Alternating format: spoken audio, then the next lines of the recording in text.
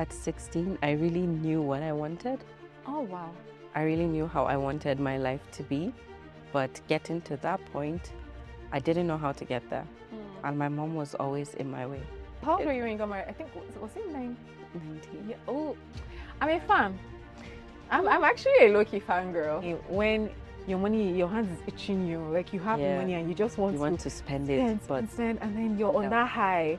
yeah, Then you're done. It's remaining you on your nose. exactly. Tune in to hear Muslim women talking back like never before. This is the HSM Tribecast.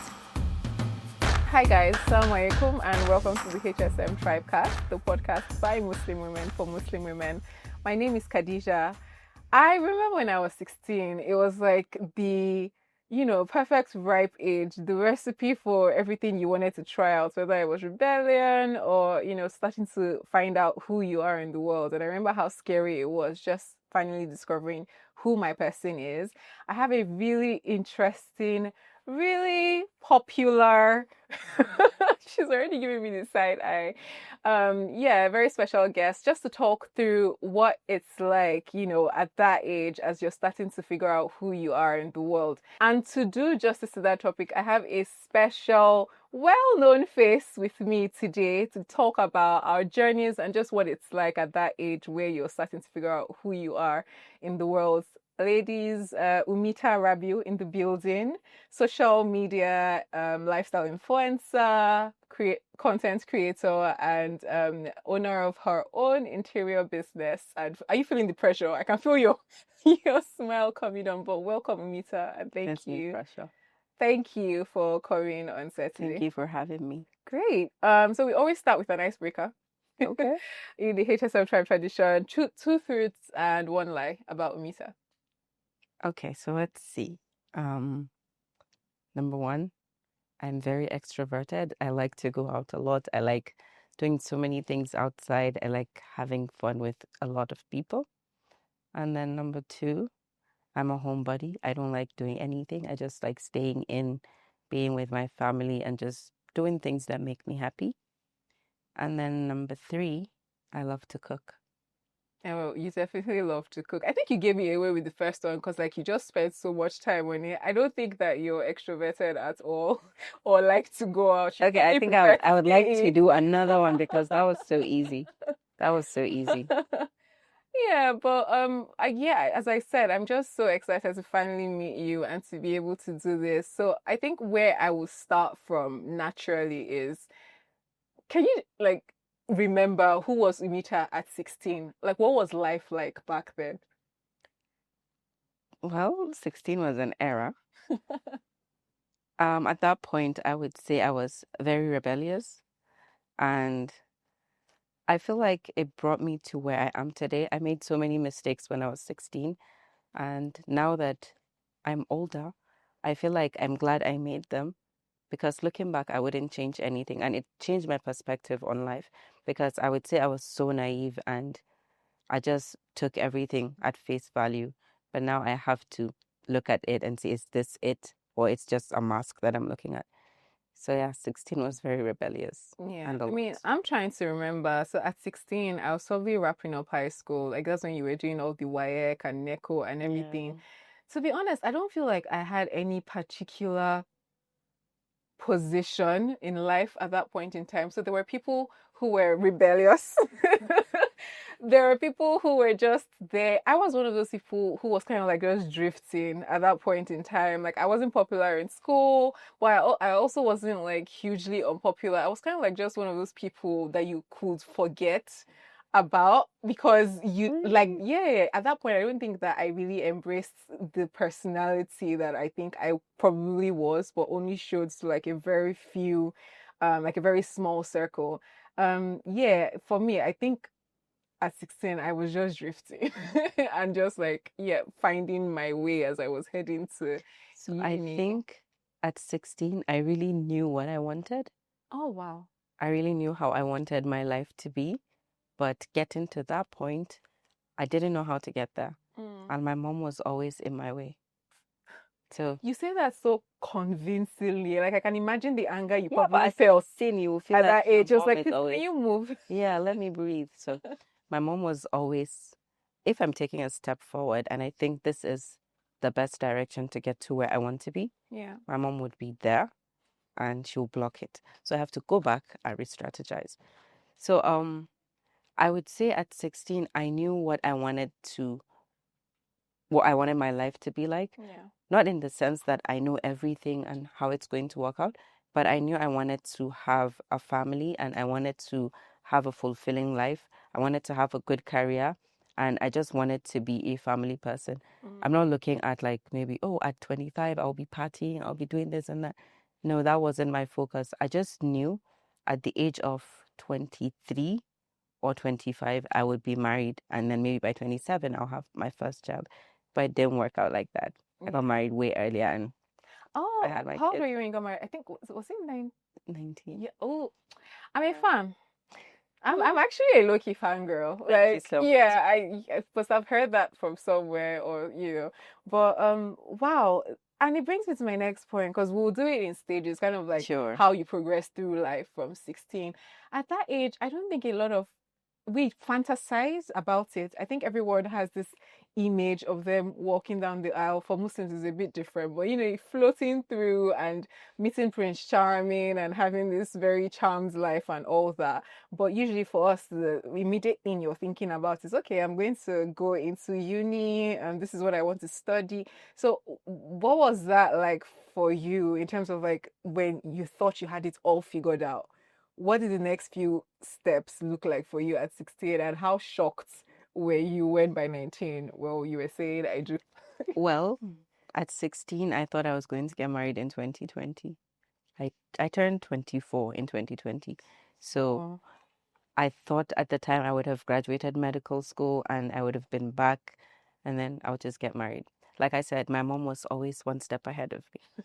So I wanted to study medicine at 16 and we started like looking for schools and all that, me and my dad. yeah. But then my mom was like, seeing the kind of person I am, she wouldn't let me go away from her. Not that I was a bad person, I was a very decent person, but my mom Just wild. is a very, very protective. Yeah. The kind of person I was at 16 was if I see anything and it kind of draws me to it, I have to test it out. Mm. Whatever it is, I have to test it out. Yeah. So my mom didn't like that inquisitive nature that I had. So she was always a step ahead of me. So I've planned out my life. I still have it on paper. I used to keep a You're a diary. writer. That's So me. Like yeah. I've written so many versions of what life looks like. Yeah, Yeah. continue. So I thought I was going to get married at 2020. But then when my mom decided that I wasn't going to go anywhere for school, I wanted to, okay, let's not do medicine. I wanted to do civil engineering. She said no. I said I wanted to do petrochemical engineering. She said no. Then I was like, okay, I'm not going to school. I want to get married. So Aw. she was against that as well. But then life happened and I got married at 19. Oh, how did you meet your husband? Like, Okay. what happened between 16 and 19? I'm so curious. So I met my husband online Ah, on okay. Twitter. Actually, I've been seeing him around. He's kind of like a family friend, but we never spoke. So I went to my auntie's birthday, her 18th birthday, and then we met at that. We didn't speak, but I saw him and he saw me. Everybody moved on. So we met on Twitter and then we started messaging each other. That was back in, I think, 2012. I was 16 in 2011 or 2012. I really can't. Yeah, I think 2012. Yeah. So we met then and we were just friends, hello, hi, and all that.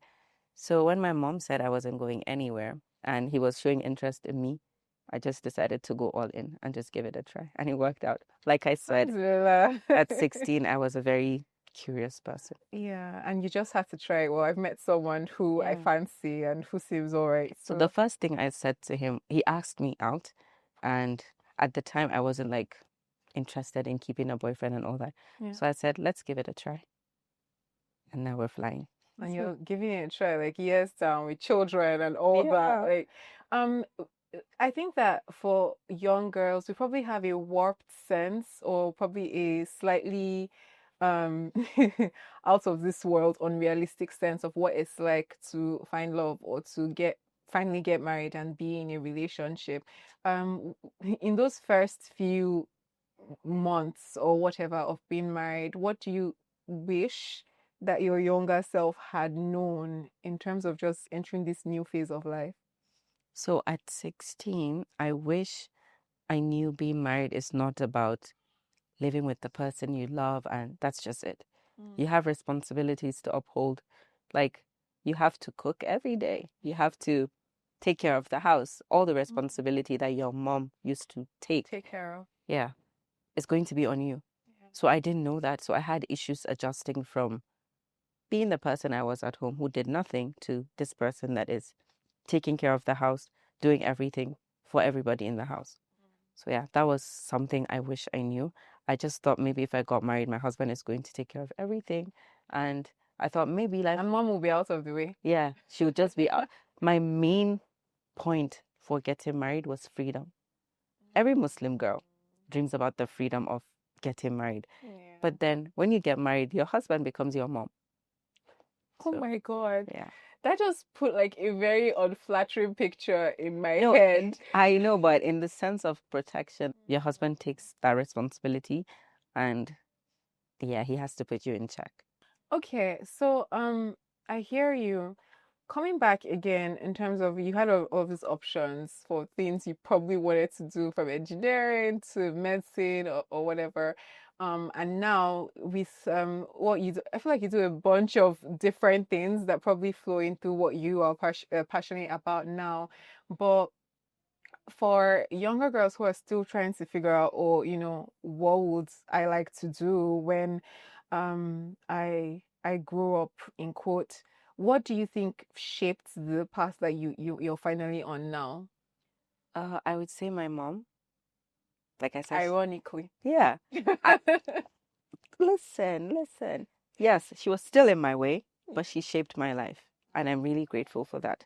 And looking back at life when I was 16, I'm still grateful for her being in my way because I feel like life would have turned out differently if she wasn't there for me. So, back to your point about what shaped my life and my career choices and all that.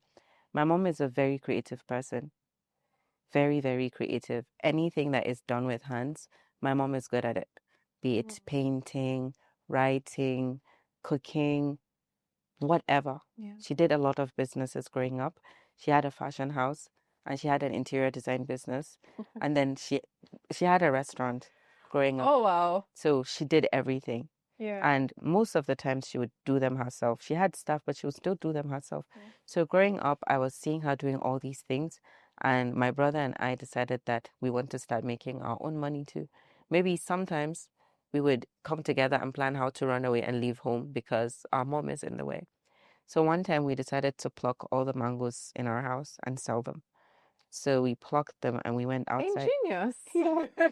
And then we sold them off. We got money and then we decided to, okay, let's take it a step forward. So we did Sobo. Wow. Yeah, we did Who that. made this over?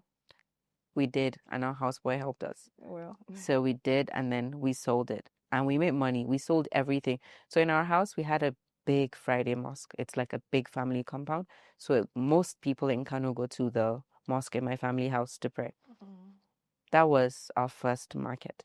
So we did that. And then seeing that we were making money, we decided to just do whatever we could to make money. That's how we ventured into selling ice blocks. My brother bought like a deep freezer, not a deep freezer, the cold room. I don't know if you know what that is. It's like a freezer. Yeah, but slightly bigger. Yeah, I think. and it's what comes to mind is people who sell like proteins. Yes. Yeah. So he got one, and then we made the ice blocks, and that was how we made our first million. Sorry, how old were you? 17. And my brother was 15. So both of you made your. So what was the split of this partnership? Was it 50-50? You know, it can never be 50-50, but like, yeah, we did it. You made your first million at 17. Yes. And my which brother means at least you were a 500,000-year. At 17, then. Yes. What have I been doing? I feel you. No, At honestly. 17, what was I doing at 17? I was okay. My brother and I were probably trying to find how to scam our uncles and aunties into getting additional pocket money Yeah. at what we have. So I think what really pushed us into doing the business was our parents. Our dad had like a protein business where he sold like chicken and fish and all that.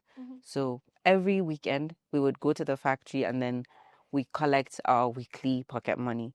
So we don't spend it, we save it to reinvest into the business. Like I said, we started selling all those mangoes in the house and then the zobo and all that. And we felt the joy of making your own money. Yeah. So we decided to take it a step higher. In Kano, it's always hot when it's summer. It's very, very hot. And people don't have light. So we had constant electricity in the house. What would we do that? Would we do with that? So we got the cold room and then we started selling the ice blocks. And oh my God, that was one of the Game best changer. things that we've ever done in our lives. So we did that and then I got tired of the ice blocks. My brother took over the business and I don't know if he still does it till now, but yeah, he took over it and he started doing it. Then I got interested into making cakes because, like I said, my mom had a bakery. Yeah. So she was selling all the cakes, and I would just go into the bakery, take out whatever she had. I would bake my own cupcakes. I would take the boxes from the bakery. I will sell them separately as my own, but I was using my mom's ingredients. So I was selling the cupcakes and people really liked them. Majority of my customers were all the boys that I was friends with. So they would come and then they would buy. Every day I will sell out. And I made it every single day. Wow. So I that turned into Block Cafe. Just listening to you speak, I think I'm seeing a different, slightly different side of you. I mean, yes, I know that like you own various businesses, so there's definitely the entrepreneurial drive. But I think a lot of people make the mistake that people who have certain privileges, probably like you, don't necessarily have to do that much work. Like it just sort of like you get it easier, kind of like on a silver platter. Um, Also, I think that for a lot of young girls, they do make that mistake in thinking that, oh, if I'm able to at least marry into a somewhat well-to-do family, then I'm fine. All of my worries are taken care of.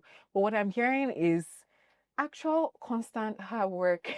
I'm still amazed at this thing that you said about, making your you. joints first million at 17. I'm like, what was I doing at that age, right? So people probably are still naive about the amount of work you need to do to decide how you turn out in life. And um I wouldn't say what you would have told yourself at that age because you already had that mindset. But like if you could kind of like tweak some of the mindsets that young girls now still have around how things are easier if you have certain privileges. Like what would you say in response to that? Well, I grew up in a very big family. Mm, So there are different types of people in my family. yeah. And seeing how so different we are, I can think of a few things that I would change. So I have a cousin. We grew up together, Mhm. literally grew up together, everything. If we were traveling with our grandmother, we go together. And like about 40 of us would go on the trip. Mm. All my cousins. I've come from a very big family. I'm not even trying to hide it. Yeah. So like 40 of us would go on the trip and everybody would be giving money allowance for the trip. Yeah. So my cousins would go and spend all their money on like day two. They'll go and maybe buy an iPhone. They would buy Beats. At the time, there were these big headphones like Beats by Dre, and it was the thing. So my cousins would buy those, and some would buy a BlackBerry, and BlackBerry was very big at the time, especially that 2012.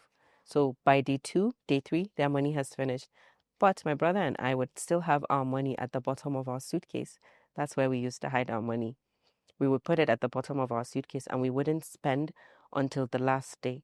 And on that last day, we just buy a thing or two and save the rest to go back because we wanted to do like a big business. We wanted to do something for ourselves. Instead of just taking in that pocket money and spend everything, we would save it and turn it into something else. So that that spending that my cousins did, I would tell them to like do it not as much as you would. Just keep something for yourself, start a business. Because some of my cousins are really just starting businesses right now. And When you've most, already established yes, some sort of, you know. I'm almost 30. I have cousins that are my age mates, but they are just literally starting their businesses now and they don't know how to move forward with them. So they would call me, ask for advice and all that. And we grew up together. When I was doing my stuff, you were laughing at me and you were just doing things you wanted to do. So I think I would tell myself to take it slowly and not just spend every money that comes to me, money in, money out. Yeah. I would tell them to, even if saving is not an option, you could invest in something. Yeah, so Nice. And over the years, how has your approach to financial independence evolved from that age? honestly, from day one, I knew I wanted to have my money because there are times when I would ask my father for something and he wouldn't do it. Not because he doesn't have it, he just doesn't want to do it. Because no, I will not do it. Why? So I feel like what our parents did to us that made us want to be financially independent was every weekend, every Saturday, my father gives us pocket money, an allowance for the week. So if you spend your money on day one, till the end of the week, you'll not get any more money.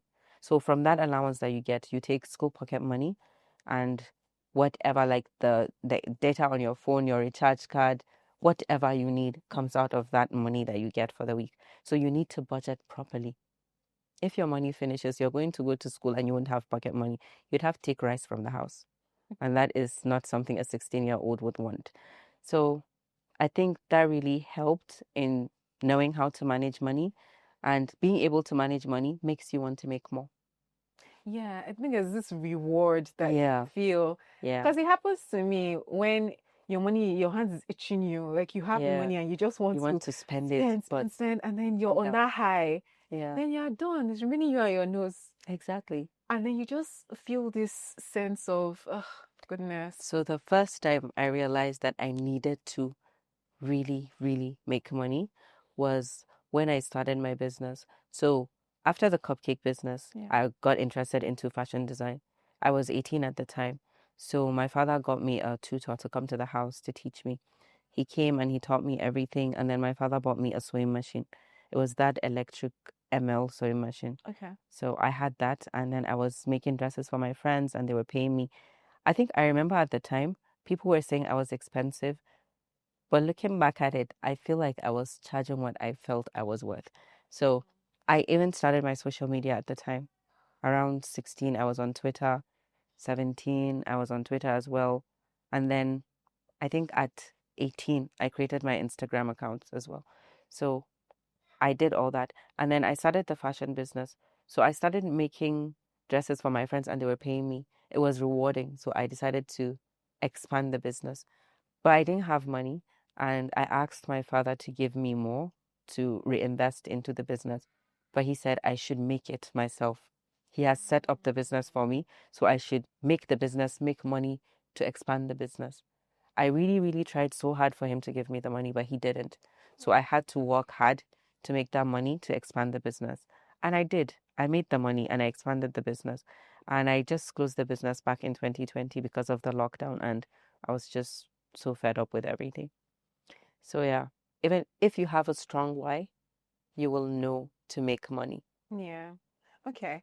You mentioned like starting social media. I'm guessing around that time that you also like started with the, or did you at that point know, oh, I want to eventually go into content creation. I want to like do some lifestyle influencing. Was that the idea behind starting social media, or was it at that time just a means for you to, So, connect with like people? I said, my mom is a very creative person. Growing up, she would make home videos for us. Like, Yeah. there's a video of me doing random things in the house. There's a video of my baby sister. There's pictures of every one of us doing some random something. Okay. She has, people keep photo albums. My mom keeps boxes of photo Oh. albums. Ah. So she has suitcases of photo albums in them. That's how Memories. crazy she goes with pictures and videos and all that. So I was on Facebook before Twitter and all this. I didn't know Twitter at the time, but I was on Facebook because my parents were on Facebook. So I would use my dad's account to just take random pictures and just post on Facebook because I didn't have an account. It was kind of like a family account because we hijacked it. So we would post pictures and then people would comment and then we were getting the adrenaline from that. Like, Yeah. oh, people like this picture. Okay, let's cook. Let's take a picture of this. Let's post this. Let's post that. And we would take random pictures and random videos. Then Keek came out. It was like YouTube of that time. I didn't know of YouTube at the time. So there was Keek and we would make vlogs. We would wake up and then we would film our whole day. We wouldn't even edit it. We would just And then film pause, and then we'll merge everything together and then we'll post it. We'll post like a 55-minute video on Keek and people would watch and they'll comment. So wow. that's how we started, my brother and I. By the way, we're 2 years apart, so Yeah, it feels like you guys are like partners in crime yes, and in everything. yes, But it's really good though, because that relationship, again, I think for most girls or ladies at that age, you probably don't like you're tired of seeing your siblings. You want them out of your way. If they're younger, they're like pests yes, who are like, just cramping on your parade. And if they're older, it's even worse. It's like, oh my goodness, and then if you're not yeah. careful, you're trying to like live two identities, because it's like, oh, I'm the version that they see at home, and then the version that I am. um how how did you know? And was it just a thing of, because you were born in a large family, you guys sort of like held on to each other? But like, how did you create that sort of like healthy relationship with a sibling? I think it's our mom because I have healthy relationships with all my siblings. I have 3 siblings. Okay. So the youngest is 18. She just turned 18. And then the third sibling, she is 20. She just turned 20. Then my brother, he's 26. He's going to be 27 this year. So my mom put us in a situation that we have to be close with one another. She doesn't condone like fighting or anything. You just have to get along. If you fight, you will be in the very close proximity that you have to get along. Like Mm. she will not beat you, she will not yell at you, she will not say anything, but you'll be in such close proximity that you have to get along. Yeah. She'll just put us together and then we just have to get along. So eventually we felt like she was being wicked to us. And we formed like a head nod, me and my brother. Like if my mom does something, I'll just look at him and I'll do, and then he'll nod back at me. We know what it means. So from that point, our relationship got better because we used to fight. But then when we felt like our mom is not on our side, she was, but then at that age, you feel like she's It not. doesn't feel that way. Yes, Yeah. yes. So we would be saying things to ourselves and okay, this is what happened, this is what happened, this is that. And then we got closer. Then we just got really close and then we started doing everything together. Yeah. Our And goal has it's been achieved. really good, because that eventually becomes your support system, He is my support when system. you grow older.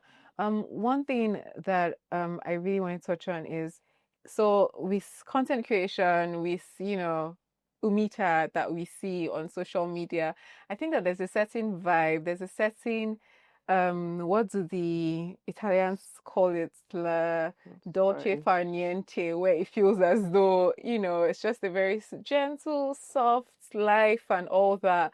A lot of people probably do not see like the work behind the scenes. A lot of young girls are also aspiring to that. Oh, I want to be a lifestyle influencer. What do you want to be? I want to be a content creator. I want to be, and there's nothing wrong with that. But would you sum that up as your essence? Because I know you do a lot of other stuff as well. There's the cafe, there's the interior business. Well, how do you merge all of that? And is it realistic for girls now to think that, oh, this is all that I'm going to do and that's going to be sufficient? Yes, I would say it's very realistic because I'm doing it. Well, So the thing with my social media is I just, whatever is happening in my life, that's what I post. I don't have like a content strategy or maybe, okay, this is what I want to do. I want to post this because this is trending, or I want to do this because this is this. mm, I just post whatever is happening. Like right now, I could just take a picture of my leg and your leg on the table and I would just post it. I post as I go. I don't have like planned whatever I want. I just do as I am.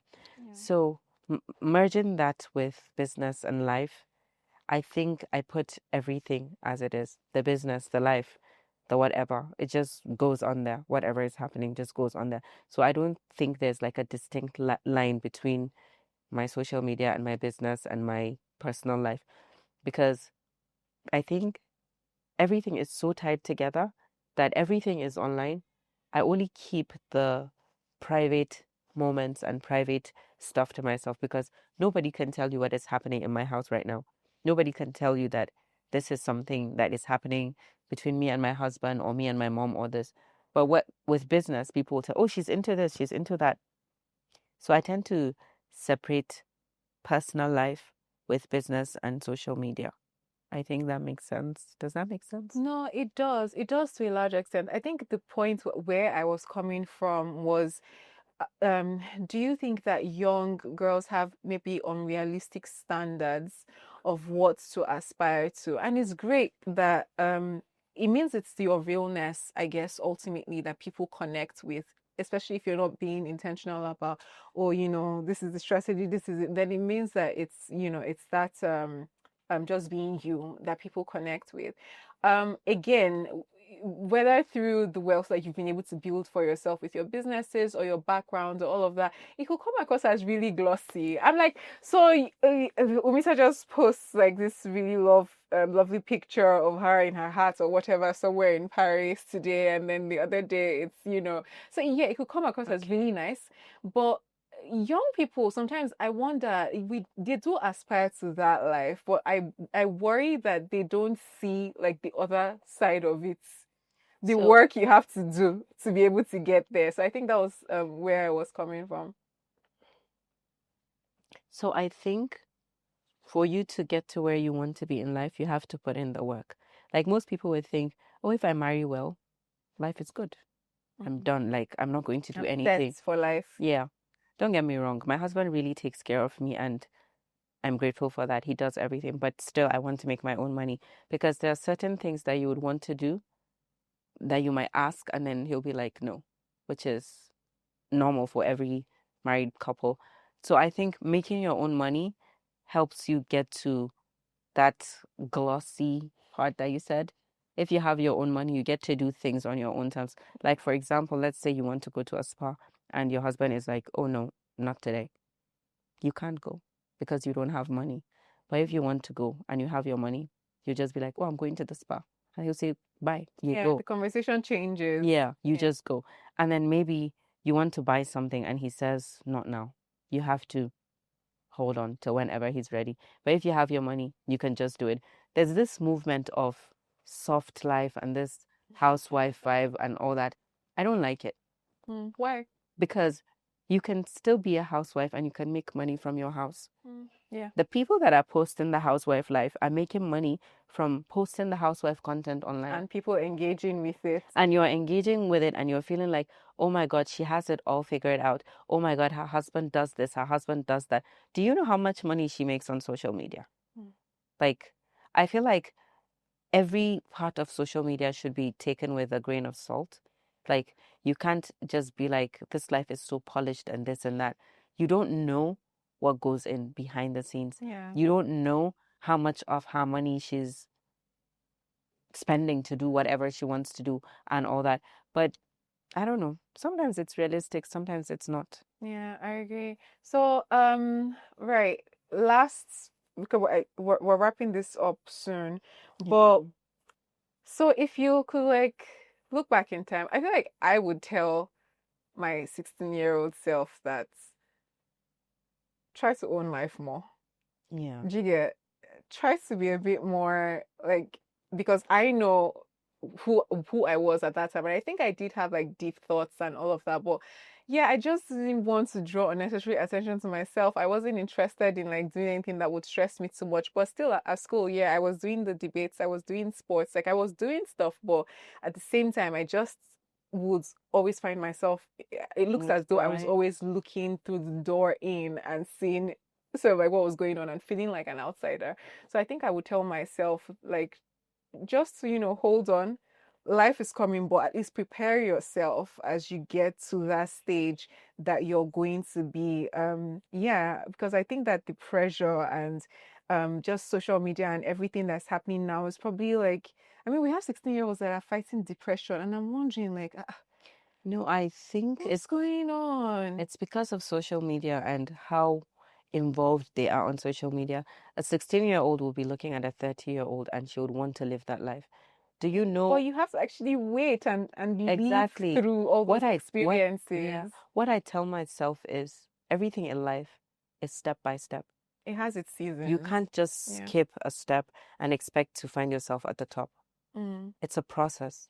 And people don't believe in that. They just want everything just at once. Yeah. So back to the point you made about you looking from the outside in. Back in school, when I joined my JS1, when I was in JS1, when I got there, my mom was like, "Oh, you should join the debate team. Oh, you should join the..." So the school I went to, every assembly morning, one person makes a speech. So there's like a whole team of presentations. So people make presentations every morning, and one person is chosen at random from that team to make the presentation.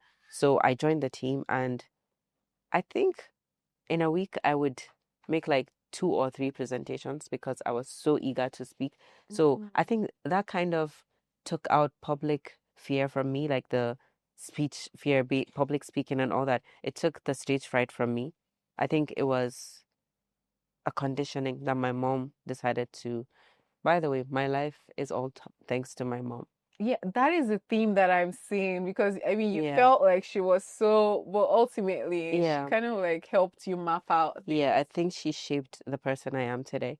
So I think maybe she was trying to make me different from maybe how she was raised. I don't know, but I just feel like that's why she put us go through all these things. Yeah. So I did the speech thing, and then I joined the art club. We would paint and we would like make things with our hands and all that. I think that kind of contributed into the person I am today. So it started from school and then from home. And then I grew up and I felt like, okay, I'm good at this. Let me just share with the world. So I started sharing what I liked, like taking pictures. I started sharing my love for cooking. By the way, my mom literally forced me into cooking. I spent 2 years cutting chicken until I knew how to properly dissect and cut the joints of chicken. Some people, I didn't learn it until I was well in my 20s. So I learned that at like 13. So yeah, I so did is that. that the thing that you would tell Yes. young Umeeta to do differently, like to not be so hard on your mom Yes. and trust that she Yes. she wants the best for So you? my advice to like 16-year-olds right now, because at 16 I felt like my mom was against me. So I think looking back at that, if I were to go back and be 16 again, I would fix my relationship with my mom. Yeah. Now we're cool and everything. I love her. She loves me. I'm her best friend and all that. But I feel like growing up, I had a weird relationship with her because I was trying to actively stay away from her, and I wasn't like really open with her. At that time, I got really close with my grandmother. I'm so close with And my you're still grandmother. close, Yeah. Yeah. But then I wish I was closer to my mom. And 16-year-olds feel intimidated by their moms and they feel like they're in their way, they're stopping them from doing things. Sometimes just listen to her. Understand that she's probably trying to do what's best for you. Yeah. So yeah. Oh my God, this has been so lovely. Thank you so much, Umeeta. Having me. It made a lot of sense, and the things that I'm picking and I hope is useful for others, whether you're young and not 16 anymore, or still 16 and feeling intimidated by life, you know, running straight at you. So this is the time to fix your relationships, right? Because that would lay the ground for the support system that you have later on in life. This isn't the time to be careless with spending. Financial independence is so important, and you can start building and learning from that now, and maybe even have your first million by the time you're 17. Who knows? No, And okay. Actually, sorry to cut you off, but I think kids of nowadays should go into business. There's one girl that really, I find her inspiring. I think she's 12 or 13. The name, Rukaya is her name, and she has this lipstick brand, Rora Lips. She's 13 or Is she 12. Nigerian? Yes. Oh, nice. Yes, she's based in Abuja. Oh. She sells this, like, it's really nice. It's packaged in a nice way.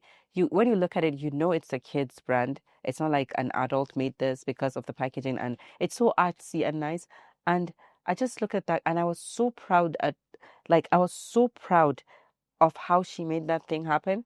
And I just had to buy from her because seeing a 12-year-old making lipstick by herself and packaging it and trying to market it and sell it to people, Yeah. that's amazing. It's not something you see every day. I mean, there are a Yeah. couple of kids that I follow on social media who are doing various things, but yeah, it's usually exciting, I think, when you see people who at that age kind of already have it figured out, or at Yeah. least are figuring it out, Yeah. while those of us, are still trying to see how things go. So yeah, I Honestly. think it's really helpful. So, focus on relationships, start setting the building blocks for your financial independence, and just trust in the plan that Allah has, for you in the future. So like, share, subscribe, send this to someone who will find it very useful. And until next time, enjoy life, love, and faith on your terms. Assalamu alaikum.